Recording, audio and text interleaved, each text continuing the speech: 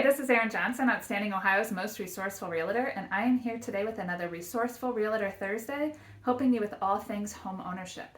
Today's topic is leasebacks, otherwise known as rentbacks or extended possession. So I first must say that this is not legal advice, and you should always, when in doubt, you can consult an attorney, make sure you work with your realtor on the terms and so forth. But just wanted to help you understand what they are, why they are, people like them on the buying side and why it's good on the selling side, and kind of some of the details of how it works. Okay, so first off, what is it? Basically, it's a short-term arrangement where the seller rents back the property from the buyer for a specified period of time for an agreed upon rate. Okay, so they've sold the house. The buyer now owns the house, but the seller is going to stay in the house for an additional period of time. This could be for a couple of days up to like a couple of months. And why that's helpful to the seller is it allows them additional time to move. So sometimes it can be, all right, we're going to close on Tuesday, but we're going to give possession on Friday, gives them a few extra days to get out. It can provide them additional time to find a home, especially in this market. Maybe they're closing now and they haven't found a home yet, or they're going under contract now and they haven't found a home yet. So rather than close in 30 or 45 days, maybe they close in 45 days and then they get another 30 days, and that gives them time to find another house and close on the next house. So that can be really key. It allows also the seller to access the funds from the sale of the house in order to apply those to their next purchase.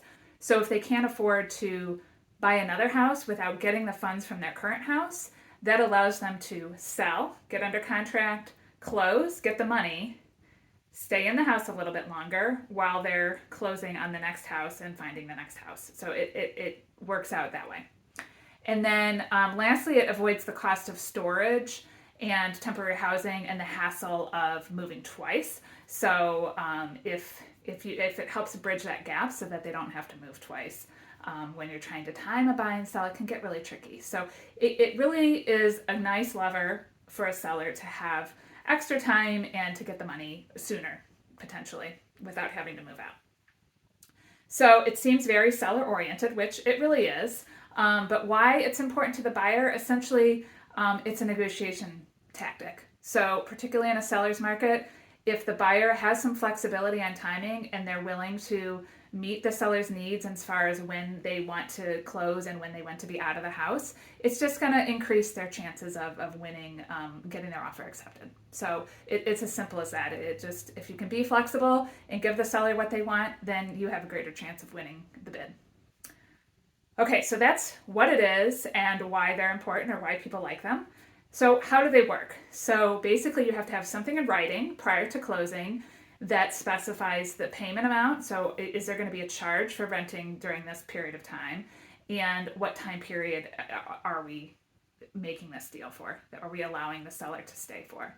So payment, that's negotiable, as everything is between the buyer and seller. It's typically, if there is going to be a charge for it, it's intended to cover the buyer's expenses. So it's not usually like a situation where you're trying to make money off of this.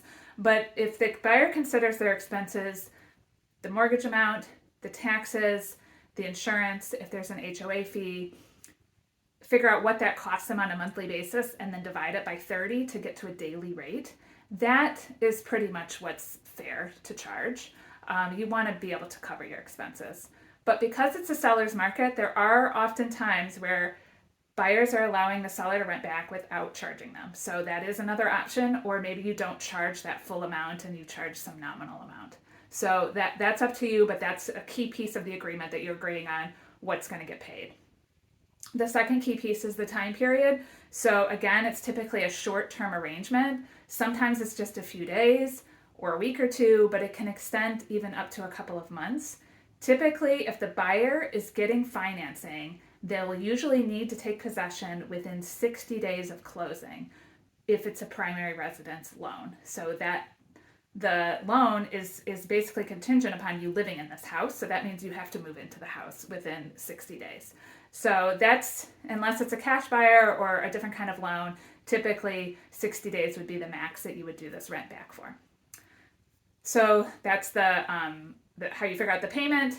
and the time period, two key pieces, and then there's the terms. So typically, again, and this is not legal advice, but what the seller is responsible for during that period of time. So they've closed, they don't technically own the house, but they're still living there until they actually move out. They need to insure the contents of the house. So they need to change their insurance, which usually means that basically it's like a renter's insurance policy where you're only insuring the contents of the house because you no longer own the house.